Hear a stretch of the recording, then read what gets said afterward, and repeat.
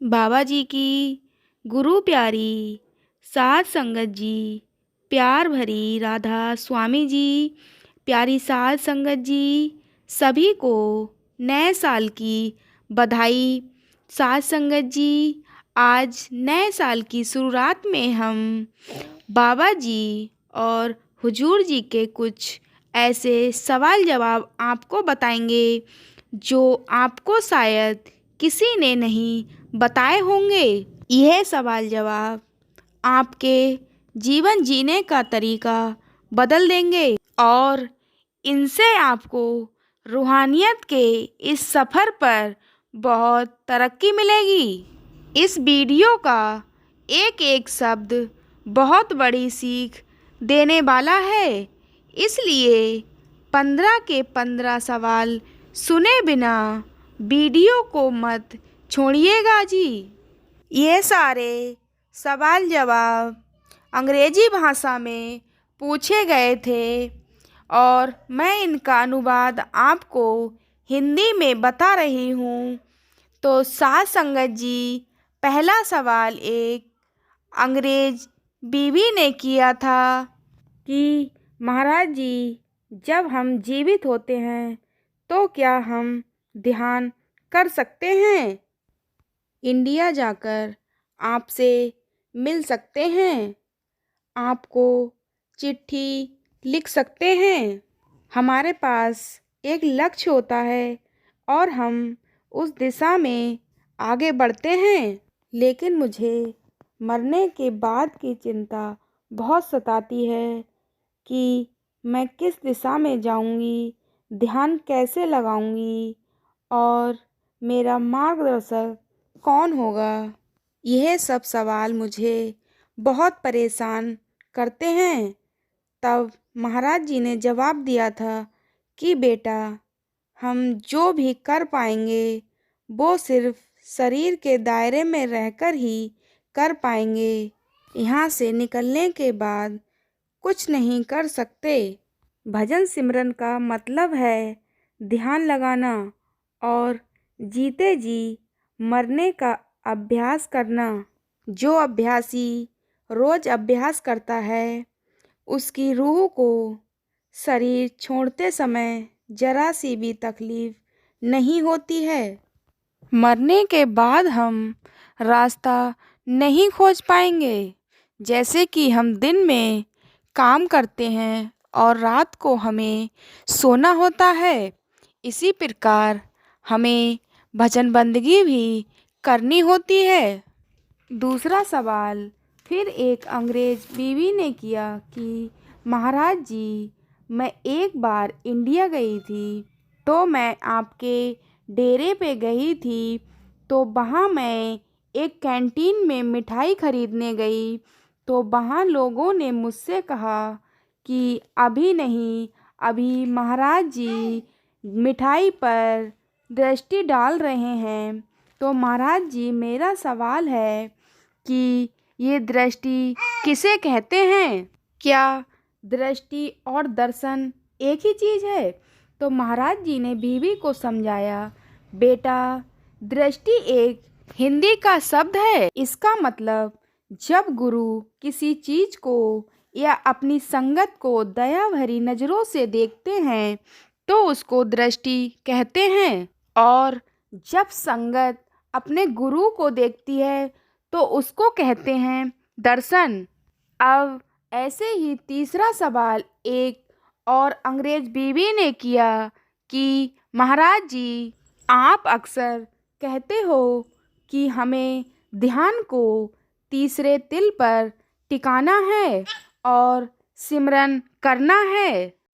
आप सत्संग फरमाते समय अपनी उंगली को तीसरे तिल पर इशारा भी करते हो और आप हमेशा कहते हो कि पूरे के पूरे ध्यान को बंद आँखों से अंधेरी जगह पर बैठकर तीसरे तिल पर केंद्रित करना चाहिए। मेरा सवाल है कि तीसरा तिल कहाँ होता है और तीसरा तिल क्या होता है? क्या सच में माथे के बीच में होता है?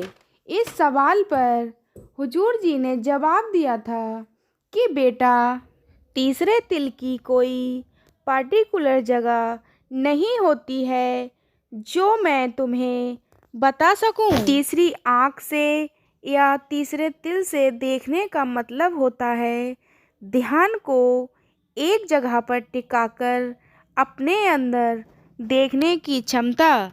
चौथा सवाल, एक अंग्रेज भाई ने हुजूर जी से पूछा कि महाराज, मुझे लगता है कि जो लोग पश्चिमी देशों में रहते हैं उनके लिए सूरत शब्द का अभ्यास करना बहुत ही मुश्किल होता है।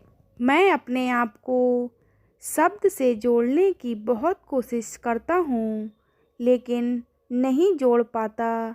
ऐसा मुझे इसलिए लगता है क्योंकि मैं इंडिया में पैदा नहीं हुआ, मैं पश्चिम देश में हुआ हूँ, इसलिए मैं शब्द हासिल नहीं कर पा रहा।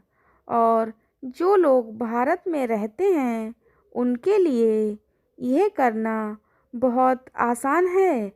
तभी महाराज जी ने समझाया कि बेटा, इससे कोई फ़र्क नहीं पड़ता कि किसका जन्म कहाँ हुआ है और कौन कहाँ रहता है।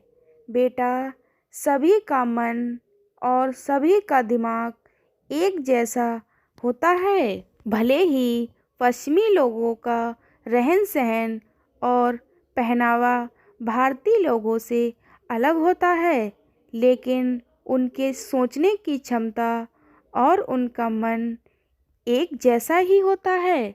कुछ विदेशी लोग इंडियन से ज़्यादा रूहानियत में तरक्की कर जाते हैं, इसलिए आप इस बात को अपने दिमाग से बिल्कुल ही निकाल दो।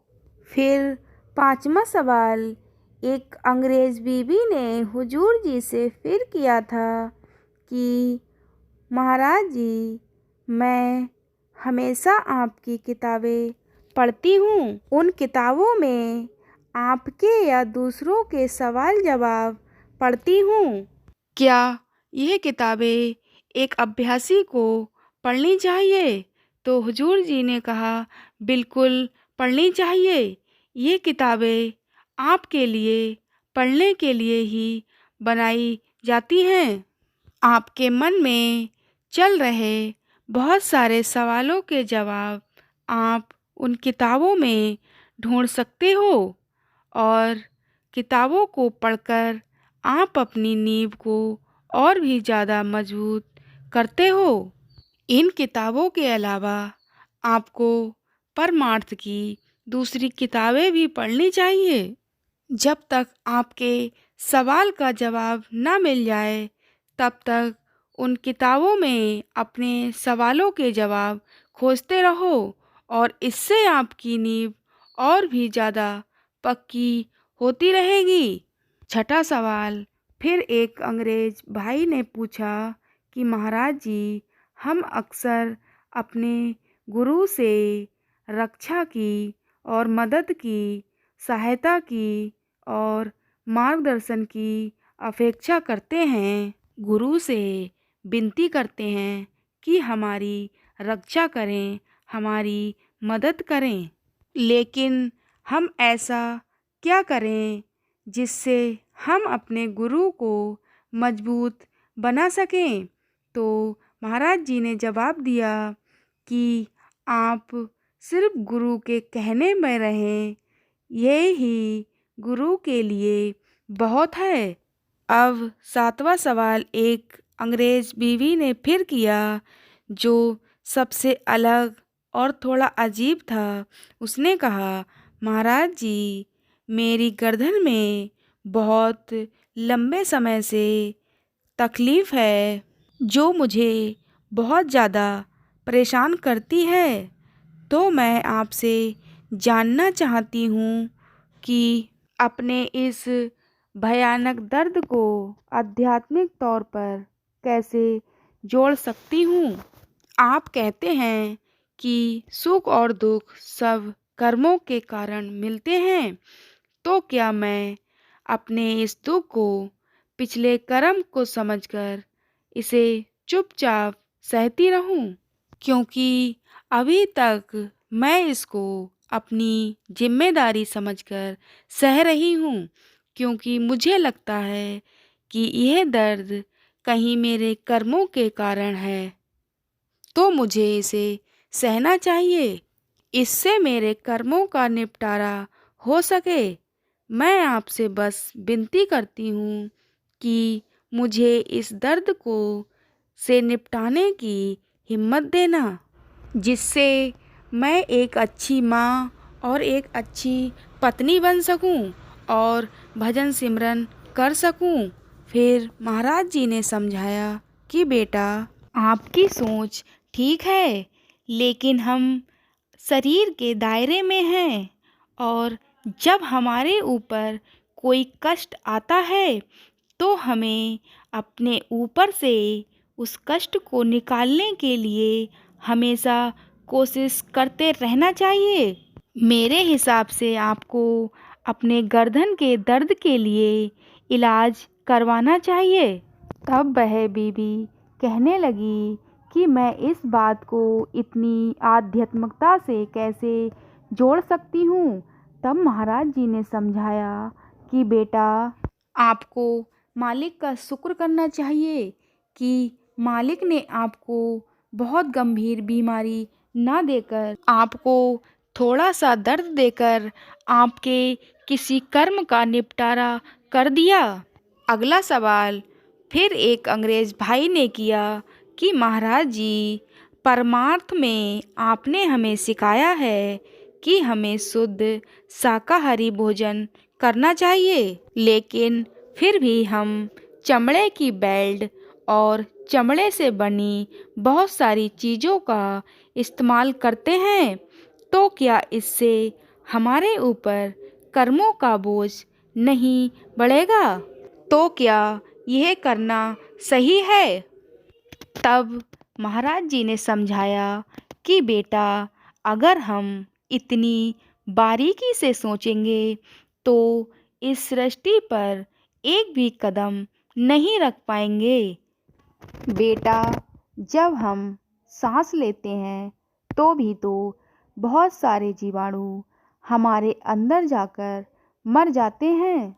जब हम दूध पीते हैं तो गाय के लिए चारा देते हैं और उस चारे में भी तो बहुत सारे कीटाणु होते हैं। ऐसे ही फल, सब्जियों, यदि अन्य चीज़ों में भी बहुत से कीटाणु, जीवाणु होते हैं। इसलिए बेटा, हमें इस दुनिया में रहकर इतनी बारीकी से नहीं सोचना है और अपने मालिक पर भरोसा करके भजन बंदगी करनी है।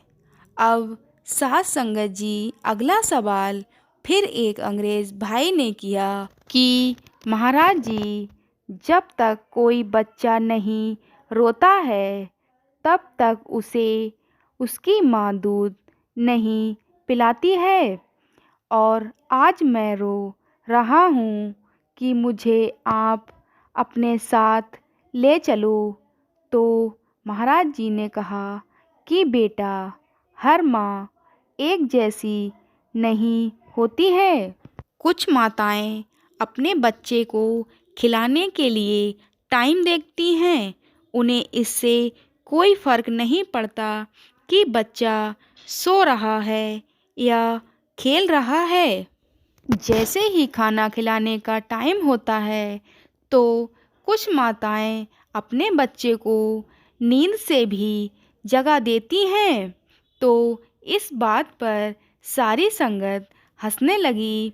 तो फिर महाराज जी ने उस भाई को समझाया कि बेटा, लफ्ज़ों से कुछ नहीं होगा, आप भजन सिमरन करो, ध्यान लगाओ, तो मालिक को आपको बुलाने की कोई ज़रूरत नहीं पड़ेगी।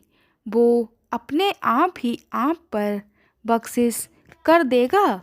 तो साथ संगत जी, हमारे भी इसी तरह लफ्ज़ों के बोलने से कुछ नहीं होगा जब तक कि हम ध्यान नहीं लगाएंगे और भजन बंदगी नहीं करेंगे।